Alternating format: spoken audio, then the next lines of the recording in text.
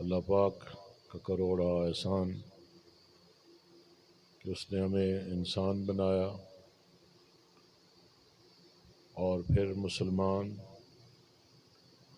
اور نبی پاک صاحب الاولاق پیارے مصطفیٰ کریم آپ کا امتی بنایا اور پھر ایک سچا اور سچا عقیدہ عطا فرمایا، ادب والوں میں سے بنایا، اولیاء کرام کو ماننے والوں میں سے بنایا، بزرگوں کا ادب کرتے ہیں، چھوٹوں کو پیار کرتے ہیں۔ یہ اس رب کریم کا یقیناً بہت بڑا ہم پہ احسان ہے۔ اگر ہمیں انسان نہ بناتا رب کریم، کچھ اور بنا دیتا تو ہم کیا کر سکتے تھے؟ لیکن کتنا بڑا اعزاز ہے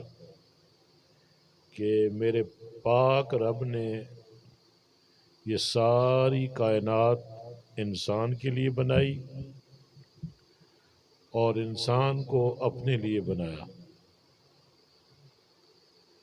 رب کریم نے انسان کو وہ مقام عظمت عطا فرمایا کہ یہ انسان اشرف المخلوقات ٹھہرا اور اس زمین پر رب کریم کا نائب ٹھہرا، خلیفہ ہے۔ یہ بڑے اعزاز کی بات ہے۔ اور پھر مقصد حیات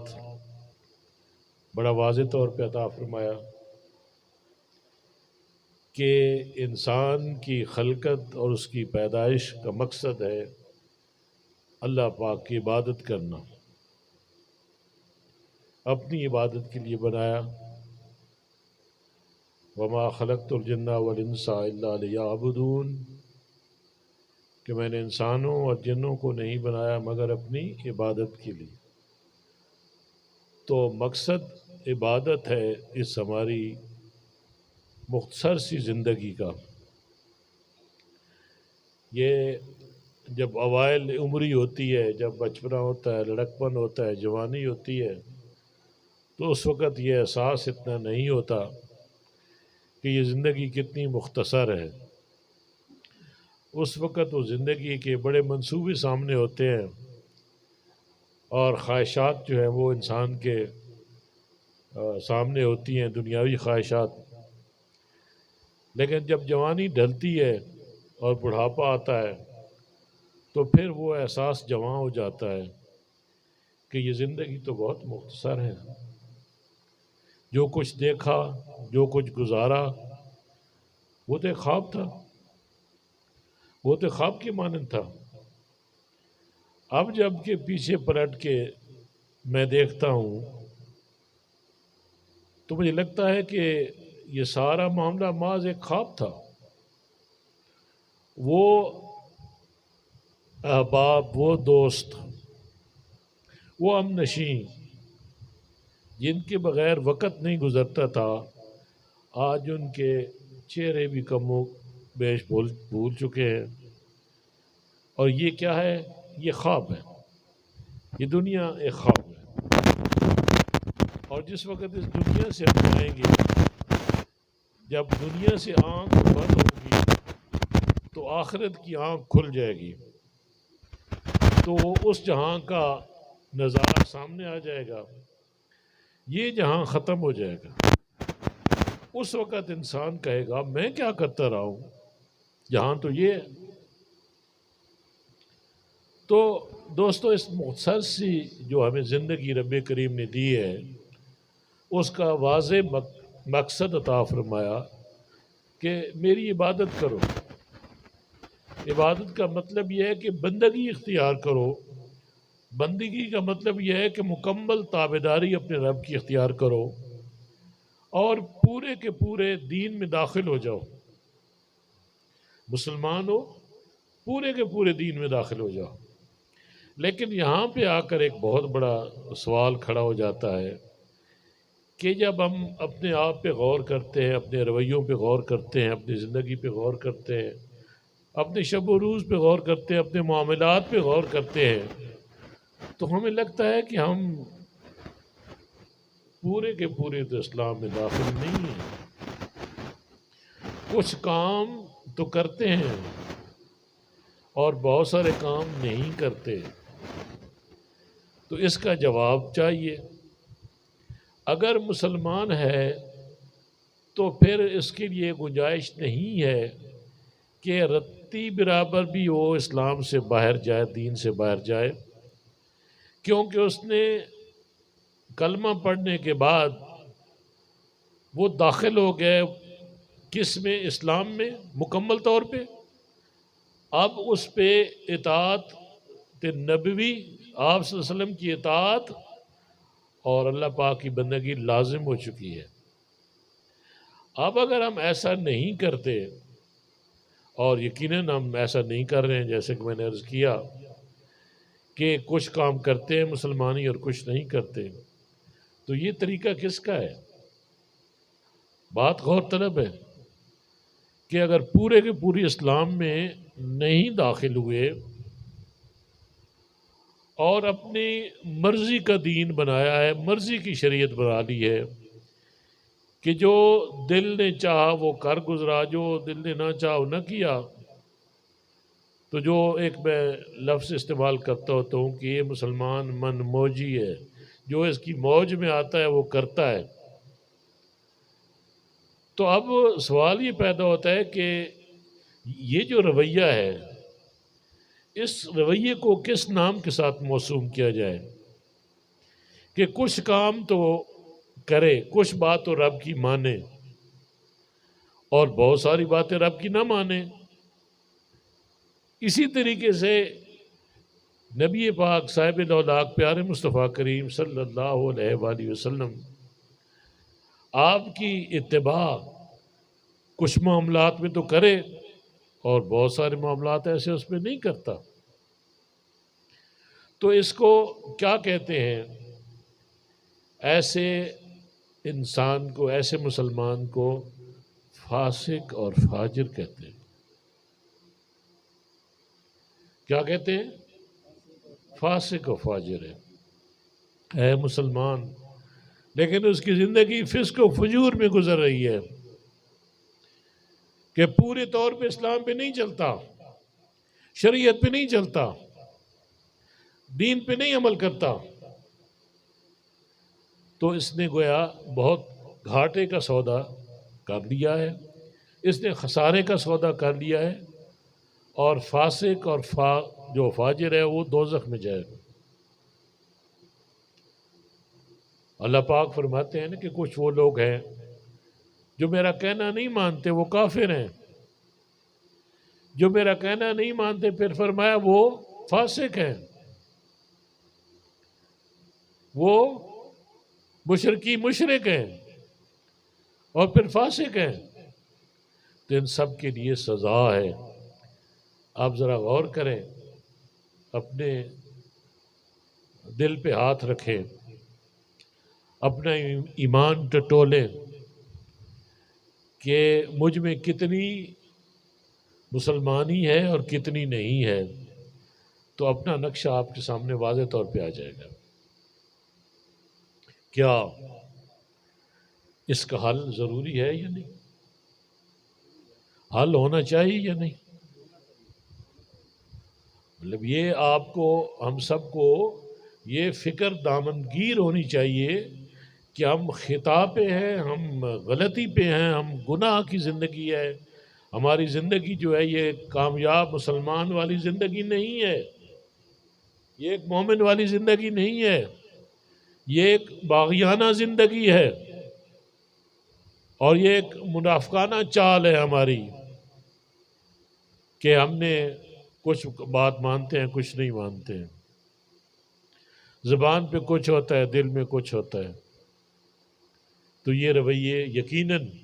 قابل گرفت ہیں، اور اس کا سوال جو بھی کلمہ گو مسلمان ہے، جو بھی کلمہ گو مسلمان ہے، اس پہ لازم ہو جاتا ہے کہ اس کا جواب ڈھونڈے۔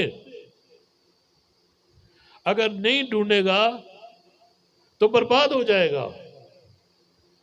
اس دنیا میں بھی برباد ہوگا اور آخرت میں بھی برباد ہوگا۔ کیونکہ میرے دوستو، جو انسان غلطی کرتا ہے اس دنیا میں بھی اس کو اس کی سزا ملتی ہے، اور پھر آخرت میں بھی سزا اس کی ملتی ہے۔ ایسی ہی اگر کوئی اچھائی کرتا ہے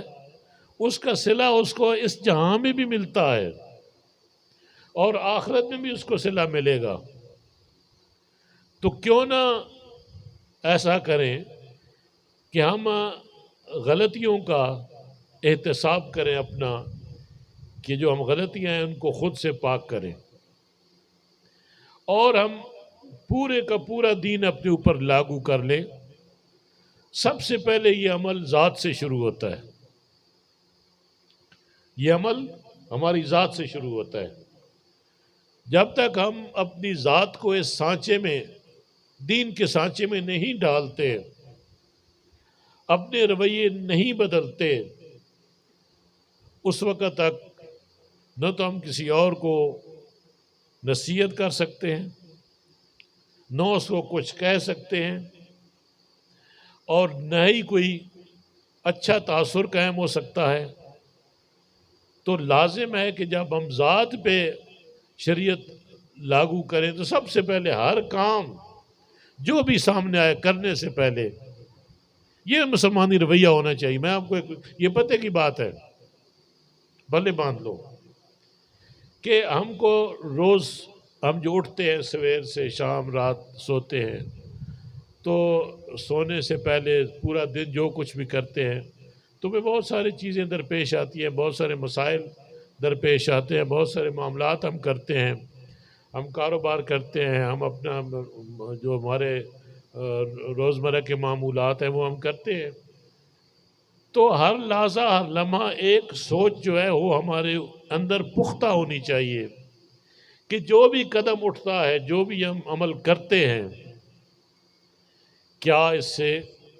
یہ اللہ اور رسول کی رضا کے مطابق ہے یا اس کی مخالفت میں ہے، یا اس کی مخالفت میں ہے۔ اگر مخالفت میں ہے تو ایمان کا تقاضا ہے، مسلمانی کا تقاضا ہے کہ اگر وہ شریعت کے خلاف ہے،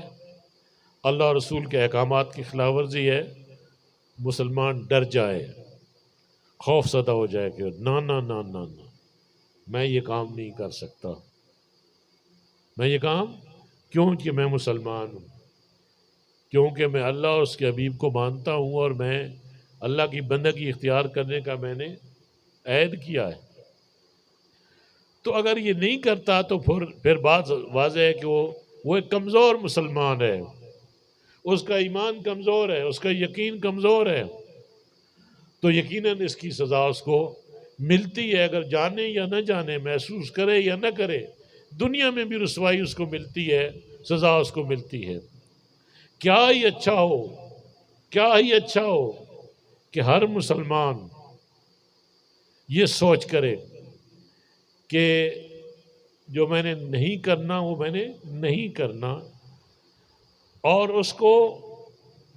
ایک تو اللہ پاک کی پاک کلام ہے،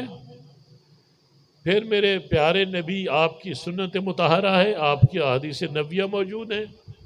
آپ کے احکامات موجود ہیں، اور پھر ہمیں دین سکھانے والے، دین پڑھانے والے علماء موجود ہیں، پھر صوفیاء کرام ہیں جو ہمارے باطن کی دنیا تبدیل کرتے ہیں۔ جو اصل تبدیلی ہوتی ہے وہ باطن کی ہوتی ہے۔ پھوڑا باہر نکلتا ہے لیکن ڈاکٹر علاج اندر کا کرتا ہے، کہ کیونکہ اندر خرابی ہے، خون کی خرابی ہے، اس وجہ سے پھوڑا نکلا ہے، تو پہلے وہ خون صاف کرتا ہے،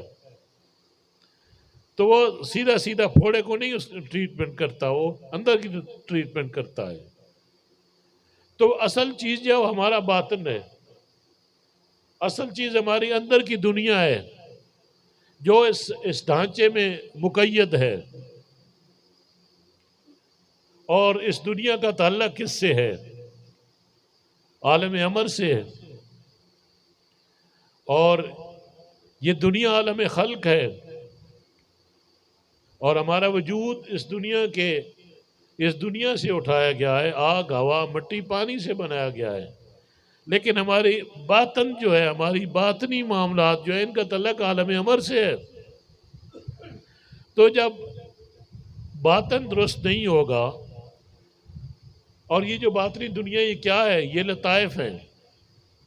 قلب ہے، روح ہے، سر ہے، خفی ہے، اخفا اور نفسی قالبی،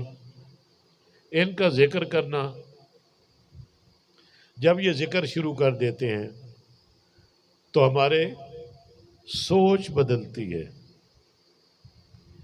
ہمارے اندر۔ یہ غور والی بات ہے، سوچنے والی بات ہے۔ جب آپ ذکر لیتے ہو، ذکر کس لیے لیتے ہیں؟ پہلی بات یہ ہے کہ ذکر کس لیے لیتے ہیں؟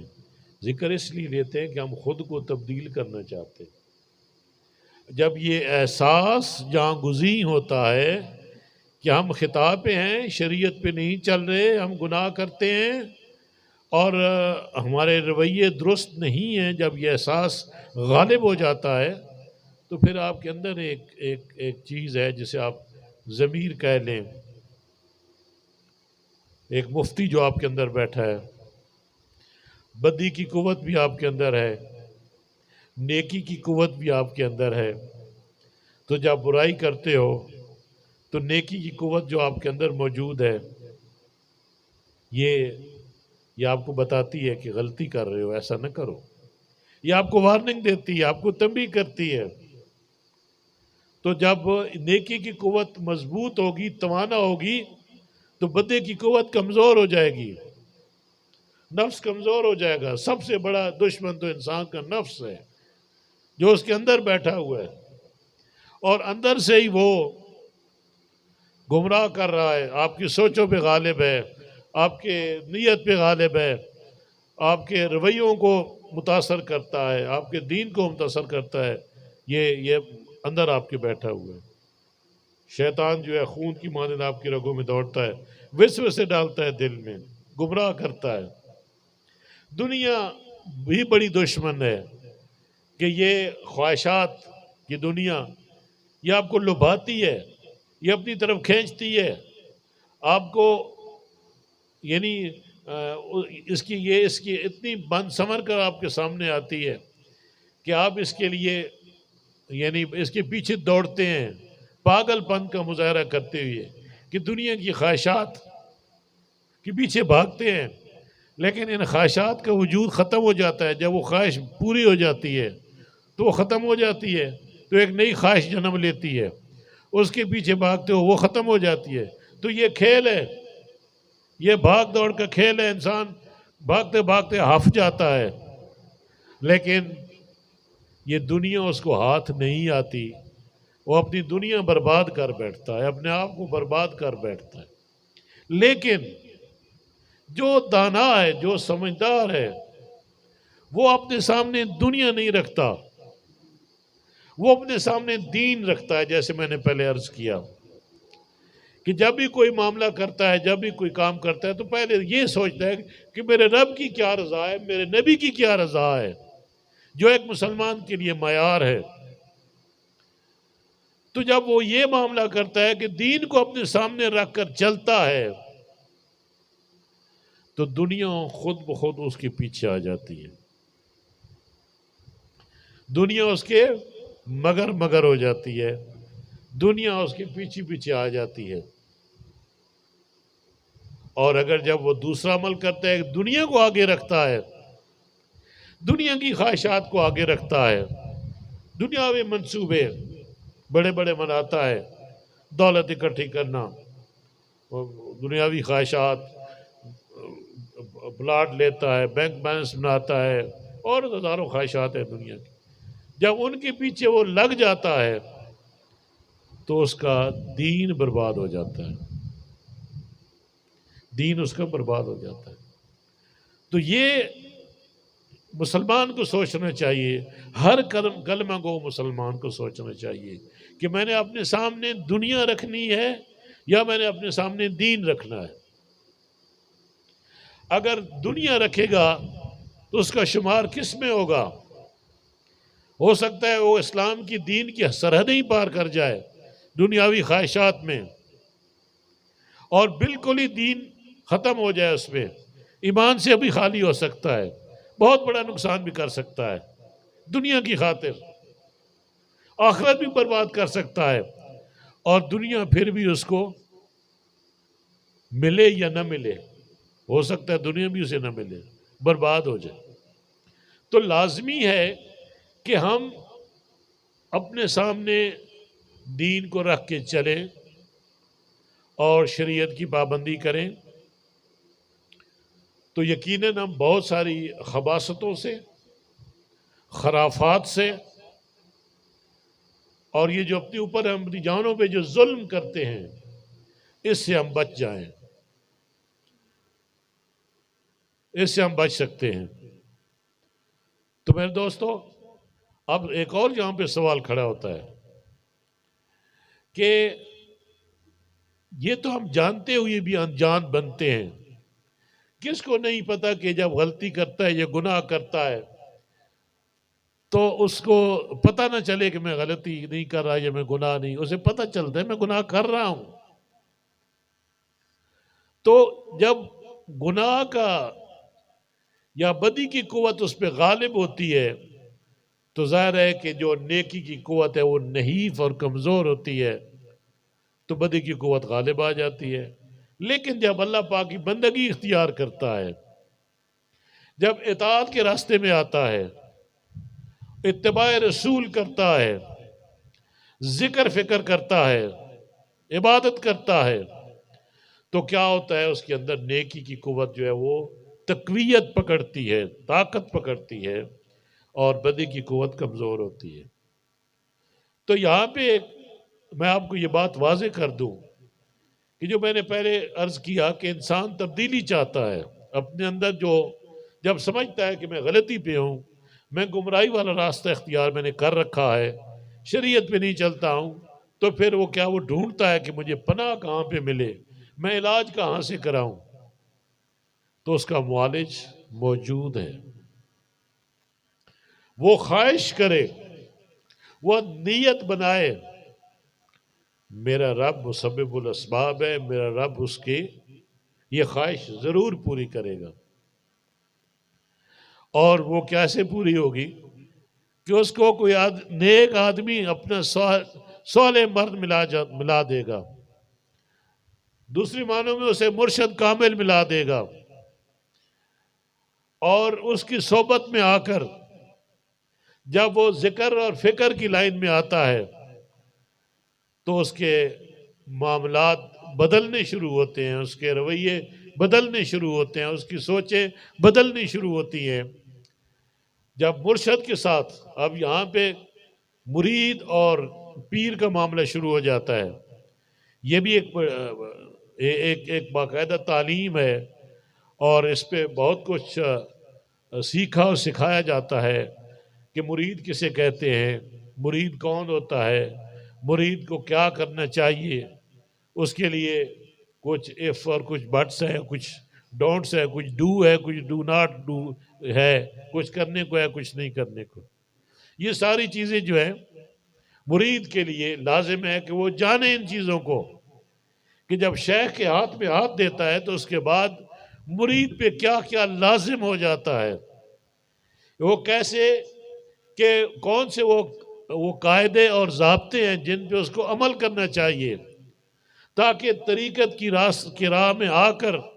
وہ اپنے غور مقصود پائے، اور غور مقصود کیا ہے؟ اللہ پاک کی محبت، اللہ پاک کی قربت، اور اپنے رویے تبدیل کرنا، خود پہ شریعت لاگو کرنا۔ طریقت میں اس لیے آتا ہے، سلوک اس لیے کرتا ہے، مرشد اس لیے پکڑتا ہے کہ وہ اس کی اصلاح ہو، اس کے احوال کی اصلاح ہو، اس کے باطنی معاملات درست سمت پہ ہو جائے، اس کے باطن میں جو زنگ پڑا ہوا ہے وہ زنگ دور ہو جائے، اور اس کو وہ سوچ اور فکر نصیب ہو جائے جو اخروی ہے، جو اللہ والی ہے، جو نبی والی ہے، جو اللہ والوں والی سوچ ہے، وہ اسے نصیب ہو جائے۔ تو میرے دوستو، مرید کو پھر یقین کے ساتھ اپنا پیر منتخب کرنے سے پہلے اس کو ٹھوک بجا کے پوری تحقیق کر کے جائے، ایک دفعہ محفل میں جائے، دوسری دفعہ جائے، تیسری دفعہ جائے، جب دل مطمئن ہو جائے کہ ہاں یہاں پہ مجھے میرا مقصد حل ہو جائے گا، اور اس ماحول کا اثر، اس صحبت کا اثر جب اس پہ شروع ہو جاتا ہے، اس کو خود سے یہ محسوس ہوتا ہے کہ مجھے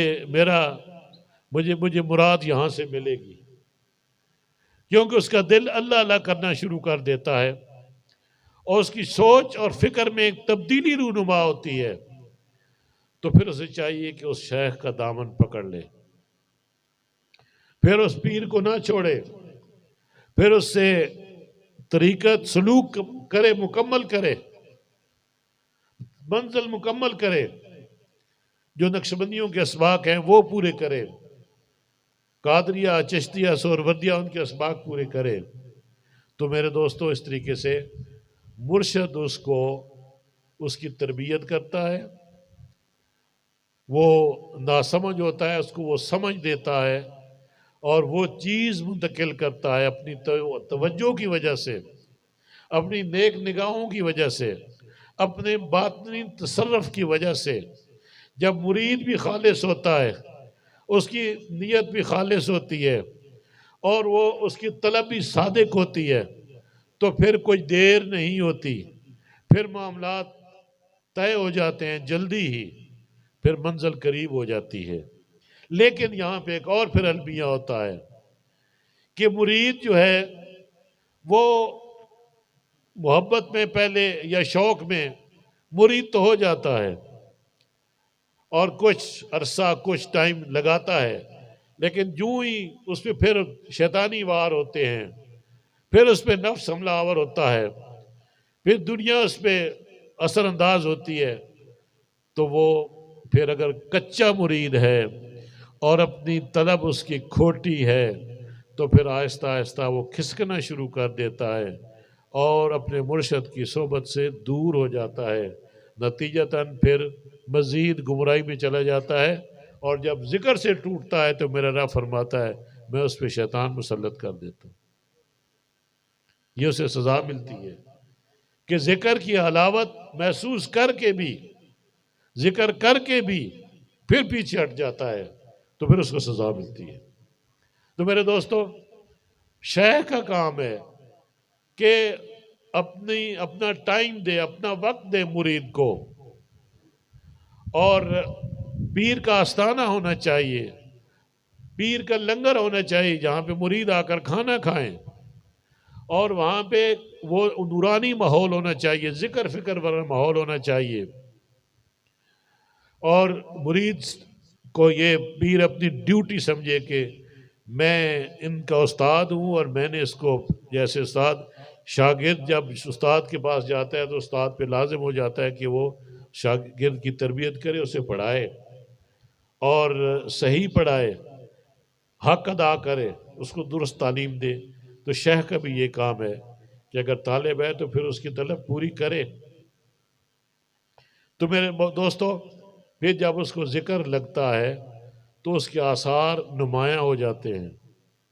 یہ آپ کے جو لطائف ہیں، جو آپ کے سینے میں ہیں، جو آپ کے سر میں لطائف ہیں،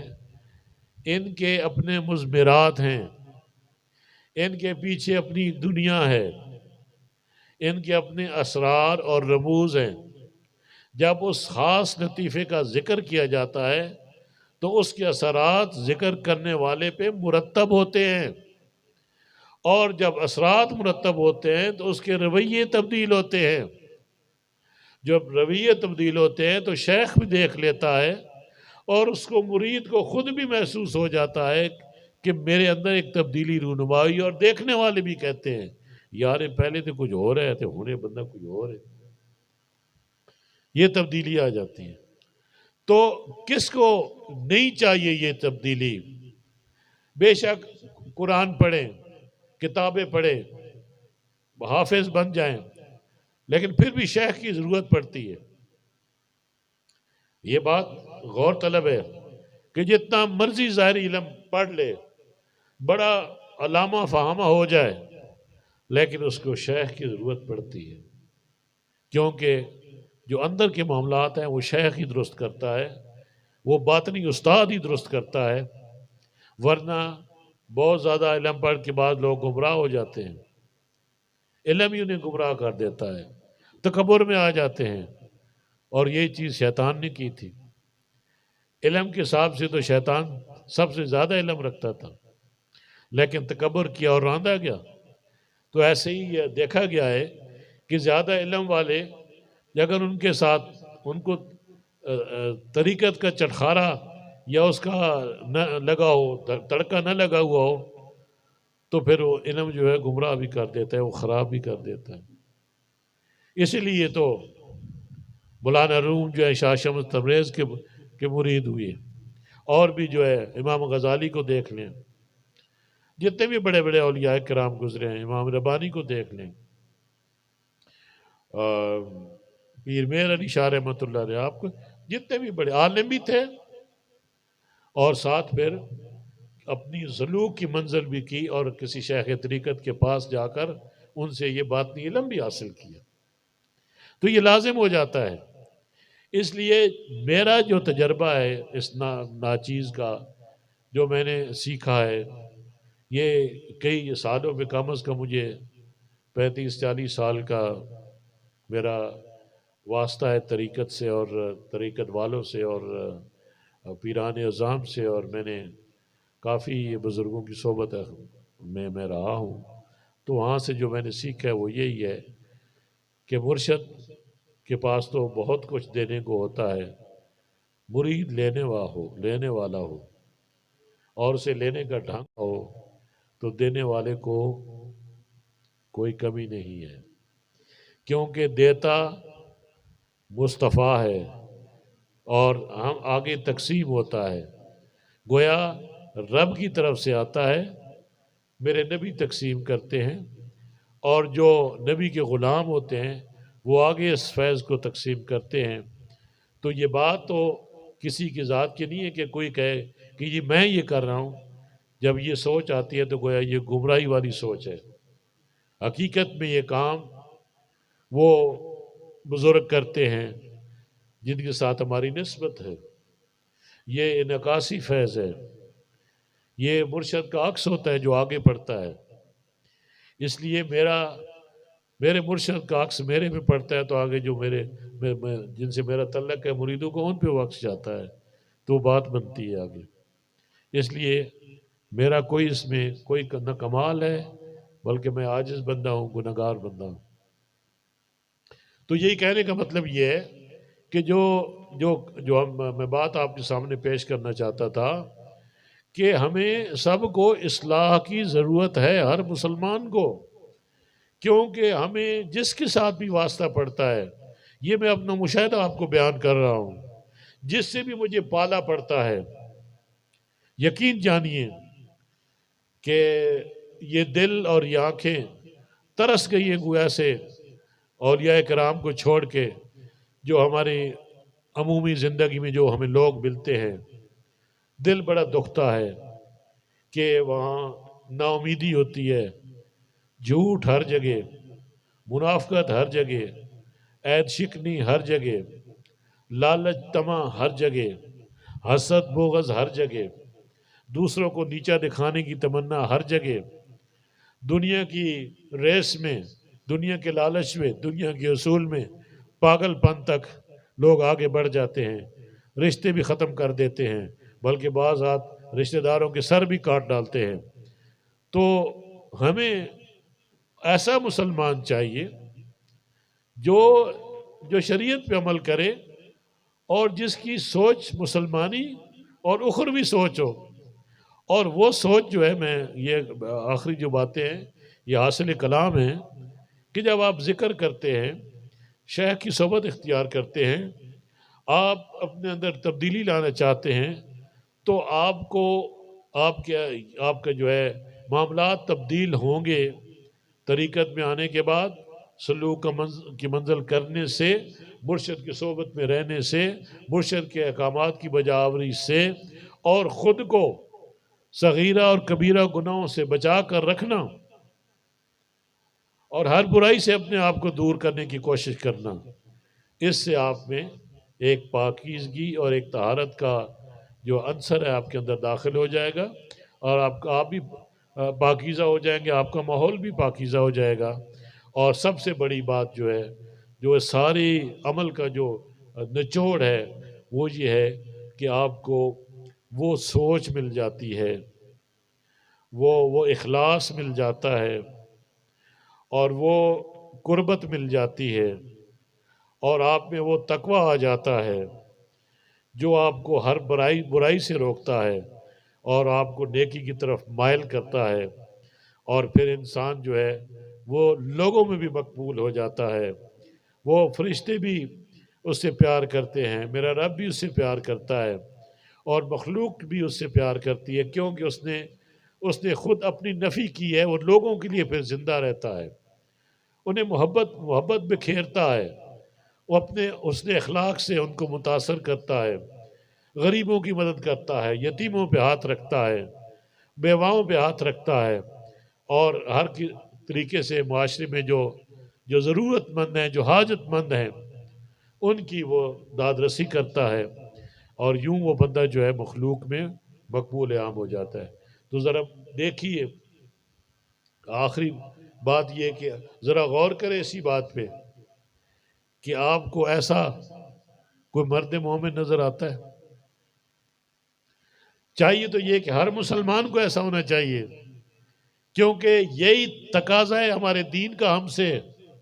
یہی تقاضا ہے اللہ اور رسول کا ہم سے، کہ ہمیں ایسا ہو جانا چاہیے کہ اللہ کی مخلوق سے پیار کرنے والے ہوں، ہر ایک کے ساتھ مخلص ہوں،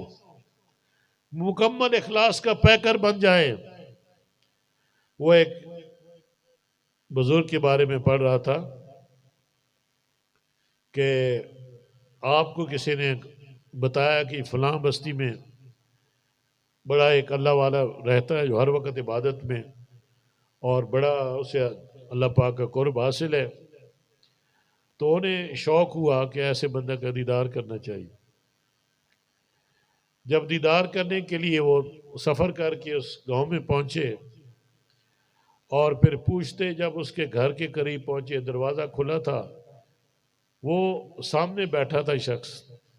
تو جو بندہ انہیں ساتھ لے کر گیا تھا تو اس نے کہا کہ حضور ہی جو سامنے بیٹھے ہیں یہ حضرت صاحب ہیں۔ تو حضرت صاحب اس وقت ان کے ہاتھ میں ایک برتن تھا، اور وہ بکری کو پکڑنے کی کوشش کر رہے تھے، تو وہ اس خالی برتن کو ایسے سے ہلا رہے تھے جیسے یہ ظاہر کر رہے تھے کہ اس برتن میں کوئی دانہ دن کا ہے یا روٹی ہے یا دانے ہیں، تاکہ وہ بکری آئے اور میں اس کو پکڑ لوں۔ آپ نے کھڑے ہو کر نظارہ کیا، آپ دیکھتے رہے کچھ دیر، اور اس کے بعد پھر آپ نے کہا کہ اس دوست کو کہ چلو یار واپس چلتے ہیں، بس ہو گئے دیدار۔ تو راستے میں انہوں نے پوچھا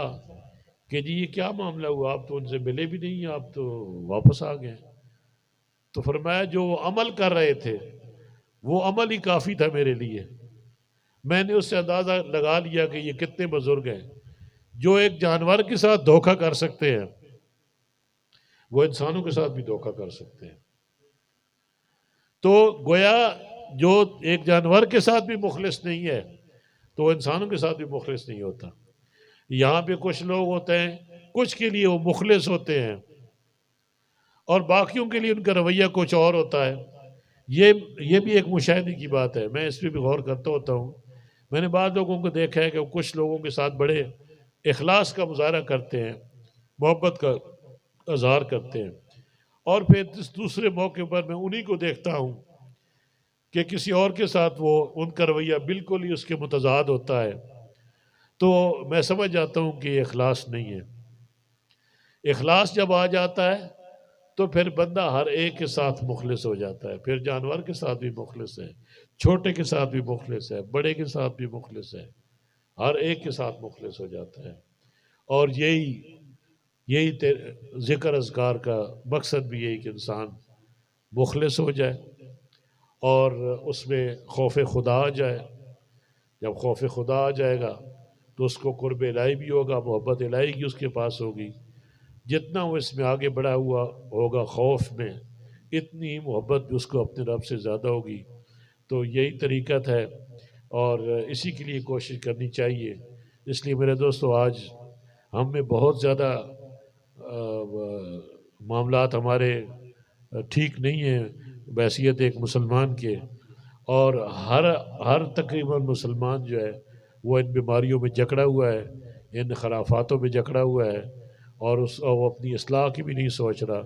آپ دیکھیں اس قوم کے ساتھ کیا کچھ نہیں ہو رہا۔ یہ بھی ایک سوچنے کی بات ہے، یہ بھی لمحہ فکریہ ہے کہ کتنے 72-73 سال کی زندگی ہے اس ملک کی، اس میں آج تک ہم ایک قوم نہیں بن سکے، وہ قومی تشخص کو ہم اجاگر نہیں کر سکے۔ اور جو ہمارے ساتھ کیا نہیں، جو بھی حکمران آتا ہے کیا کچھ نہیں کر کے جاتا ہے اس ملک کے ساتھ، اس ملک کے غریب عوام کے ساتھ، کیسے کیسے ان کو چرکے لگاتے ہیں، کیسے کیسے ظلم کرتے ہیں، ملک لوٹ لیتے ہیں، عزتیں لوٹتے ہیں، نہ چادر اور چاردیواری کا خیال رکھا جاتا ہے، عزتیں پامال کی جاتی ہیں، غریبوں کا کوئی پرسان حال نہیں ہے، انصاف نام کی کوئی چیز نہیں ہے اس ملک میں، اور نظام تعلیم کوئی نہیں ہے اس ملک میں، درجے ہیں، مختلف قسم کے نظام تعلیم چل رہے ہیں، اور کوئی اپنا نہیں ہے، مسلمانوں کا اپنا کوئی نظام نہیں ہے۔ تمام کے تمام ادارے جو ہیں غیر کے نظام کے ماتحت چل رہے ہیں، بلکہ اس ملک کو چلا ہی غیر رہے ہیں۔ یہ بات میں بڑے یقین سے کہہ رہا ہوں، ہمارے ملک کو چلانے والے کوئی اور ہیں، اور یہ آج کل جو ان کو ملک کی فکر پڑی ہوئی ہے جی کہ غیرت کا نام لیتے ہیں، سازش کا نام لیتے ہیں، اور میں سمجھتا ہوں کہ ان سے بڑا کوئی بے غیرت نہیں ہے جو آج غیرت کا درس قوم کو دے رہے ہیں، کہ اپنا جو 3.5 سال یا 4 سال کا جو ان کو ٹائم ملا، یہ تو انہوں نے کام ہی غیرت بیچنے والا کیا ہے۔ اس وقت کہاں گیا تھا غیرت کا درس؟ کیا کچھ نہیں کیا انہوں نے، پاکستان کو گروی رکھ دیا، پاکستان کی معیشت کو گروی رکھ دیا، کشمیر ہندوستان کو دے دیا، اور گستاخان رسول کو ساتھ کتنی عزت اور تکریم کے ساتھ ان کو اس ملک سے بھگا کے ان سے شاباش حاصل کی اپنے آقاؤں سے، اور پھر کہتے ہیں کہ میں عاشق رسول ہوں۔ اور اس اسلامی ٹچ دینے والے کو کتنے لوگ ہیں وہ اس کی بے وقوفانہ حرکتوں کے پیچھے پاگل ہوئے ہیں۔ یہ مکمل شیطانی عمل ہے، اس بندہ یہ جھوٹا ہے بڑے درجے کا، اور اس کے 3.5 سال کا اس کو کہو کہ ریکارڈ پیش کرے قوم کے سامنے کہ کیا کرتا رہا یہ قوم کے ساتھ، کیا کرتا رہا یہ ملک کے ساتھ، سوائے درد و آلام کے اس نے ملک کو دیا کیا ہے؟ بات سازش کی کرتا ہے، اور اب غیرت جگانے کے لیے آ گیا ہے، جس میں خود اپنے میں غیرت نام کی چیز ہے ہی نہیں۔ اس کا ماضی دیکھو، اس کے کرتوت دیکھو، وہ ایک نشئی ہے، اور لوگ جو ہے اس کو اسلام اور پتہ نہیں اس قوم کا نجات دہندہ سمجھتے ہیں۔ کتنی بے وقوف، ہمارے ساتھ کیا ہو رہا ہے؟ یہ موجودہ جو ہمارے لارڈز ہیں یہ کیا کر رہے ہیں؟ یہ قوم کے ساتھ کیا کر رہے ہیں اور کیا کرتے رہے ہیں ماضی میں؟ کیوں نہیں قوم جاگتی؟ کیوں نہیں ان سے چھٹکارا حاصل کرتی؟ کیوں نہیں اٹھا کر بحر عرب میں کیوں نہیں پھینکتی ان لوگوں کو اٹھا کر؟ اور کوئی اللہ رسول سے ڈرنے والا اس کا دامن پکڑے۔ تحریک لبیک پاکستان نے ایک اپنا پلیٹ فارم مہیا کیا ہے اس قوم کو، پاکستان کو، اور اپنے ماضی سے ہم نے یہ سب کچھ ثابت کیا ہے، اپنے عمل سے ثابت کیا ہے، ہم نے ختم نبوت پہ پہرا دے کر ثابت کیا ہے، ہم نے ناموس رسالت کی خاطر جانیں پیش کر کے ثابت کیا ہے، ہم نے جیلیں کاٹی ہے، ہمارے گھر تباہ کیے گئے، ہمارے گھر توڑ پھوڑ کے رکھ دیے گئے، ہماری چادر اور چاردیواری کو پامال کر کے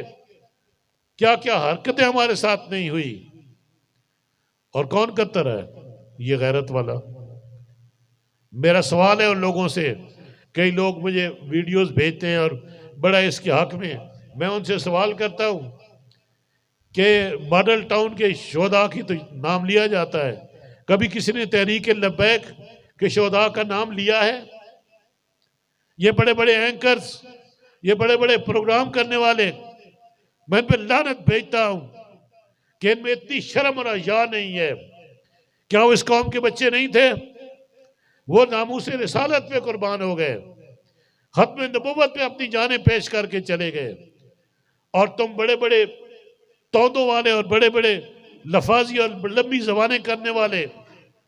تم نے کبھی ان کا نام لیا؟ غلطی تو ہماری بھی ہے کہ ہمیں چاہیے تھا کہ آج حکومت پہ، بلکہ سابقہ حکومت پہ، وزیر اعظم پہ، وزیر داخلہ اور نیچے چین میں جتنے بھی آتے ہیں سب پہ قتل کے مقدمات دائر ہونے چاہیے تھے، اور شہداء کا حق ان سے مانگنا چاہیے تھا کہ شہداء کے ساتھ جو کچھ کیا ہے، آج ان کو روحیں پکار پکار کر ہمیں کہتی ہیں کہ ہم نے جانیں کس لیے پیش کی تھی۔ اس لیے میں بے چین ہو جاتا ہوں جب میں تصور بھی کرتا ہوں کہ اتنی بڑی قربانی جس کے نام پہ آج تحریک چمک اٹھی ہے پورے ملک میں، شہداء کی قربانی کی وجہ سے یہ عروج ملا ہے تحریک لبیک پاکستان کو، تو اپنی قربانیوں سے۔ ہمارا بیانیہ اسلام پاکستان اور عوام ہے، اور ہم نے کسی کو مایوس نہیں کیا، ہمارا ماضی اس پہ گواہ ہے، اور ہم نے یہ ثابت کیا ہے کہ ہم ہی اصل وارث ہیں اس ملک کے، ہم ہی اس کے حقیقی وارث ہیں، جو نظریہ پاکستان کو تھام لیا ہے، ہم نے پکڑ لیا اس نظریے کو، جبکہ باقی تمام جماعتیں جو ہے اس نظریے کو چھوڑ چکی ہیں۔ کبھی ان کے منہ سے نظریہ پاکستان کا نام نہیں نکلا۔ اس غیرت والے کو جو غیرت کی بات کرتا ہے، جو سازش کی بات کرتا ہے، میں سوال کرتا ہوں اس کے حواریوں سے اور ان میڈیا کے ان لوگوں سے جو بڑے بڑے اس کی تعریفیں کرتے ہیں، مجھے بتائیں کیا پاکستان اس لیے بنا تھا جو حشر اس نے کیا یا اس کے ساتھ والوں نے کیا؟ اور نظریہ پاکستان کا کبھی نام بھی نہیں لیا۔ کیا چاہتے ہو تم اس شخص کو سپورٹ کر رہے ہو؟ اس لیے ہمارے لیے بحیثیت مسلمان ہمیں اپنے مسلمانی تقاضے پورے کرنے چاہیے، ہمیں پورے کا پورا اسلام میں داخل ہو جانا چاہیے، اور ہمارے تحریک کے اندر بھی جو ایسے لوگ ہیں جو شریعت کے نام پہ، دین کے نام پہ جو کھلواڑ کر رہے ہیں، جو لالچ میں اور پیسے بنا رہے ہیں، ان کی جگہ کوئی نہیں ہے یہاں پہ وہی آئے جو مخلص ہے دین کے ساتھ، اور ہم خود جو ہے اپنے آپ کو پیش کریں، قوم کے سامنے پیش کریں، اپنے اثاثے پیش کریں، اور بتائیں کہ ہمارے ہاتھ صاف ہیں۔ اس لیے تب ہی جا کر ہم اس ملک میں دین کو غالب کر پائیں گے، ورنہ اگر ہم خود دین کو اپنے اوپر لاگو نہ کیا، ہم نے اپنے رویے نہ بدلے، اور ہم خود شریعت کی خلاف ورزیاں کریں، تو ہم کیسے کہہ سکتے ہیں کہ ہم شریعت کو تخت پہ لائیں گے یا دین کو تخت پہ لائیں گے؟ امر بالمعروف و نہی عن المنکر کا کردار وہی ادا کر سکتا ہے جو پہلے خود شریعت کے سانچے میں ڈھل جائے اور پورے کا پورا دین میں داخل ہو جائے، پھر اس کو حق پہنچتا ہے کہ وہ نیکی کا حکم دے اور بدی سے لوگوں کو روکے۔ اللہ پاک سے دعا ہے اللہ پاک ہمیں حق کہنے اور اس پہ عمل کرنے کی توفیق عطا فرمائے، اور تحریک لبیک پاکستان کو دن دگنی رات چگنی ترقی عطا فرمائے، اور ہماری قوم جو ہے وہ جاگ جائے اور اپنا مقصود پہچانے کہ ہمارا مقصود اور مطلوب کیا ہے، اس کو پہچانے۔ پاکستان کو حقیقی معنوں میں اسلامی ریاست بنائے اور اب یہاں پہ ہم دین لاگو کریں، ہم اپنی زندگیاں دین کے تابع گزاریں، یہاں پہ انصاف ہو، یہاں پہ غریب کو بھی انصاف ملے، ہر ایک کو انصاف ملنا چاہیے، یہاں پہ تعلیم جو ہے اس کا نظام اسلامی تعلیمات کے مطابق ہونا چاہیے۔ اس کے علاوہ جو باقی تمام ادارے ہیں وہاں پہ ہم اپنے دین کو لاگو کریں۔ اور پھر بطور خاص میں آج کے اس گفتگو میں جو یہ سود کا معاملہ ہے اس پہ بھی پرزور مذمت کرتا ہوں، اور مجھے سمجھ نہیں آتی کہ ایسے لوگوں کے لیے میں کیا الفاظ استعمال کروں۔ کیا یہ مسلمان ہی رہ گئے، مسلمان رہ گئے؟ جب قرآن کی نص کے انکار کر رہے ہیں، جب قرآن کی نص کا انکار کر رہے ہیں،